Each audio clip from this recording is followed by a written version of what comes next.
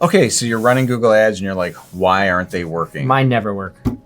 Well, for a lot of people, they don't work. On the surface, it looks easy, but you could even write the most perfect ad. Okay. And I'm going to say this in reverse to a different video, guys. But in reverse, if you have perfect ads, they land on a website that isn't perfect in any way, and it looks like a dumpster fire of a mess, and it might not even be looks. I've seen websites that look absolutely gorgeous, but they have zero substance. Right. Like zero substance. They're gorgeous, but they don't make me feel like I want to buy. And I'll give you an example. How many of you guys have been on Reddit? All 3,263 of you. Got it. Reddit's not a good-looking website at all. Do we agree? Right. But, it has value, right? So you go on it because you're like, well, it's got value. So I'm not saying that looks aren't important. They're very important. But if you can get the look of the site looking beautiful and it has value,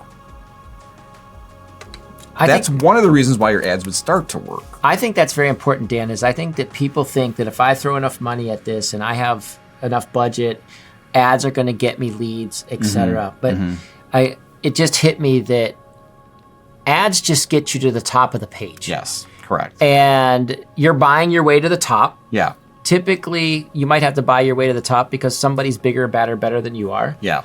But also, too, as we've talked about in our office here at Virteom, is, you know what? Just because you're at the top under the sponsors doesn't mean people are going to click on you, because there's a whole group of people out there that will never click on an ad. Yeah. Because they know it's an ad. Yeah. But there's another group of people that will click on ads because the assumption is if they paid for this, it must be relevant. Yeah. And I think that if people find something that isn't relevant that they clicked on, they're going to leave it very quickly, and that bounce is going to cause you problems. Well, there's another thing, and I'm just thinking about this right now. There's a flip side to it, and the flip side is not really knowing your market or knowing where to advertise. And so I had this one landscaper come to me, and he goes, I'm running Google Ads. I don't know what's wrong, but I'm not getting... The ads don't work. Right. And so I went and looked at his analytics and said, well, you have 651 clicks, which means 651 people came to your site. So you paid some money for that. And you've had 20 people call. Not horrible, but I started to reflect on it, and I said, your site is absolutely gorgeous. And actually, your content isn't even bad. He had drone videos. I go, but this is my suspicion. Every one of your drone videos shows, and I'm like, his name was Mark. I'm like, Mark, every one of your drone videos shows what I would suspect to be $100,000 to $150,000 landscape installs. And he starts to giggle. I'm like, Mark, are these $150,000 landscape installs? He's like, yeah. I'm like, that's why your ads don't work.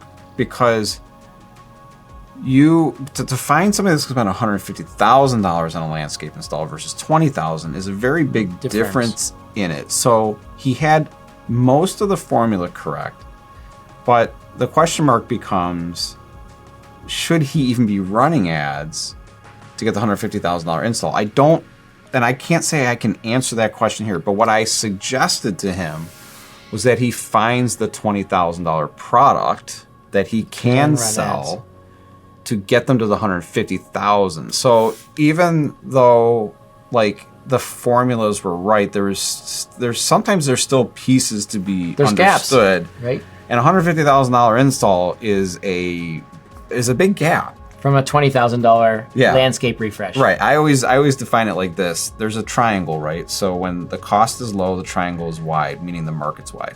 But as that cost goes up, the market gets small. And up here, there's only a few people up here that would actually. And most of those people aren't buying off an ad. No, and so what I told him, and some of my suggestions would be, actually, maybe you need to triple your ad spend. Because if you're going to get a $150,000 install, I would say he'd probably almost tenfold his ad spend to get that. Because the win is so big that if you saturate the market, you'll find the few people at the top of the pyramid.